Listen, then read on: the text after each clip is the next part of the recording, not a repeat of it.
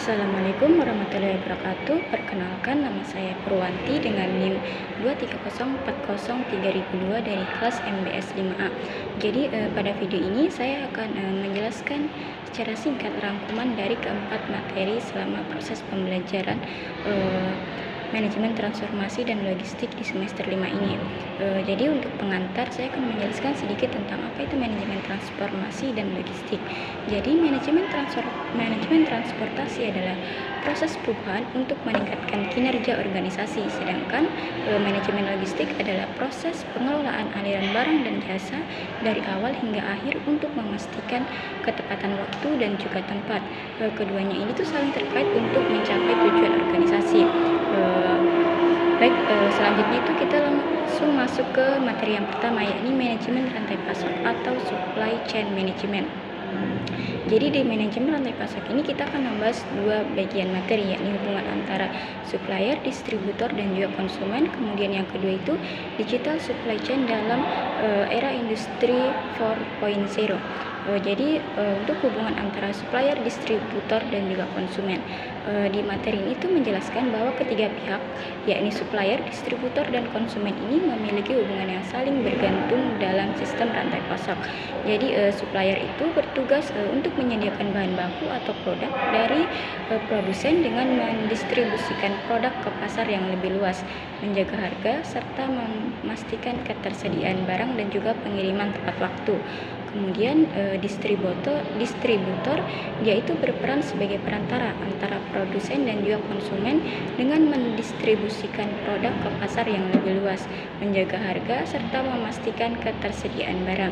Kemudian untuk konsumen sendiri itu merupakan pihak akhir yang membeli dan menggunakan produk untuk memenuhi kebutuhan.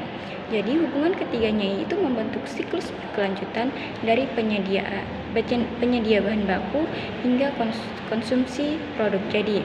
Kerjasama yang baik di antara ketiga ini itu menciptakan kelancaran aliran barang, informasi, dan juga keuntungan bagi semua pihak. Selanjutnya digital supply chain dalam industri 4.0. Di sini tuh membahas tentang transformasi rantai pasok tradisional menjadi digital, yakni supply chain melalui penerapan teknologi seperti Internet of Things atau IoT, AI, blockchain, dan juga big data. Teknologi ini tuh memungkinkan yakni integrasi dan otomatisasi proses dari penyediaan hingga distribusi, pemantauan data secara real time untuk meningkatkan efisiensi, transparansi, dan juga akurasi, serta pengurangan kesalahan manusia dan peningkatan keberlanjutan lingkungan. Contoh penerapannya itu ada pada robotisasi gudang, misalnya itu diterapkan oleh JNT Express. Selanjutnya kita masuk ke materi yang kedua, yakni logistik digital dan teknologi 4.0. Jadi pada materi ini tuh menjelaskan bahwa logistik digital itu merupakan transformasi dari sistem logistik tradisional menuju pengelolaan yang berbasis teknologi. Melalui penerapan big data, AI, dan juga IoT, perusahaan itu dapat meningkatkan efisiensi, akurasi, dan juga transparansi dalam setiap tahap rantai pasok. Big data ini tuh digunakan untuk menganalisis data besar dan memprediksi permintaan. AI dia itu membantu untuk mengoptimalkan rute serta pengambilan keputusan otomatis. Terus IoT sendiri itu dia memungkinkan pelacakan barang dan armada secara real time. Jadi ketiganya ini tuh saling terintegrasi untuk menciptakan sistem transformasi logistik yang lebih cepat dan hemat biaya. Selain itu, materi ini tuh juga membahas tentang peran real time tracking dan smart warehouse dalam meningkatkan efektivitas operasional logistik. Selanjutnya masuk ke materi yang ketiga, yakni manajemen transportasi perkotaan dan smart mobility. Jadi materi ini tuh membahas tentang masalah utama transportasi di kota-kota besar seperti kemacetan, jumlah kendaraan pribadi yang terus meningkat, sementara jalan dan transportasi umum itu belum mampu untuk mengimbanginya. banyak orang yang masih memilih kendaraan pribadi karena mereka tuh merasa lebih cepat, terus nyaman. Padahal hal ini tuh justru membuat jalanan makin padat. Nah, untuk mengatasi masalah ini, sekarang itu mulai digunakan teknologi modern seperti kamera CCTV, sensor jalan, dan juga sistem lalu lintas pintar yang menyesuaikan waktu nyala dengan kondisi jalan. Terus aplikasi seperti Google Maps itu juga membantu pengendara mencari rute jalan tercepat agar tidak terjebak macet.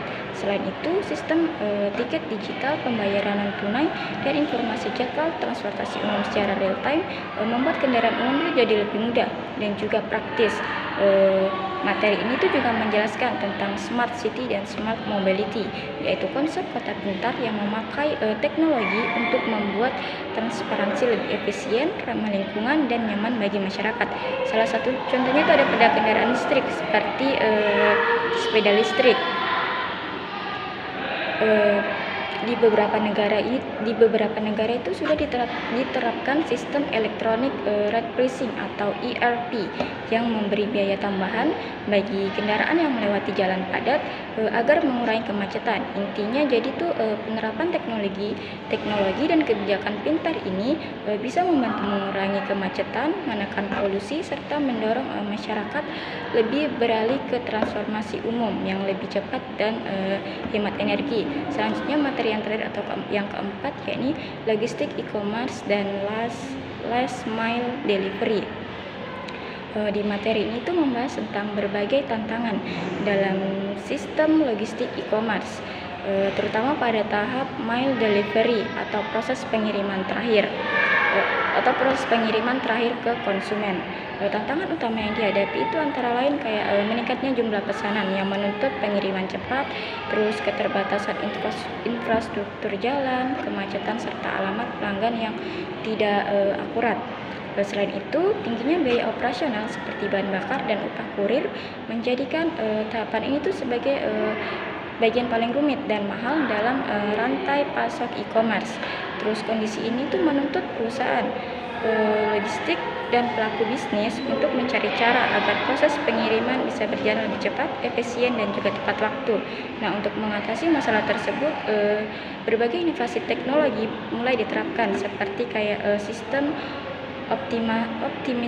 optimasi rute berbasis JIS, GPS, penggunaan loket pintar, dan juga titik pengambilan barang, serta penerapan otomatisasi dan robotika seperti drone pengantar. Mungkin itu saja yang dapat saya sampaikan dan juga jelaskan pada rangkuman materi di mata kuliah manajemen transformasi dan logistik. Sekian dari saya ucapkan wassalamualaikum warahmatullahi wabarakatuh dan terima kasih.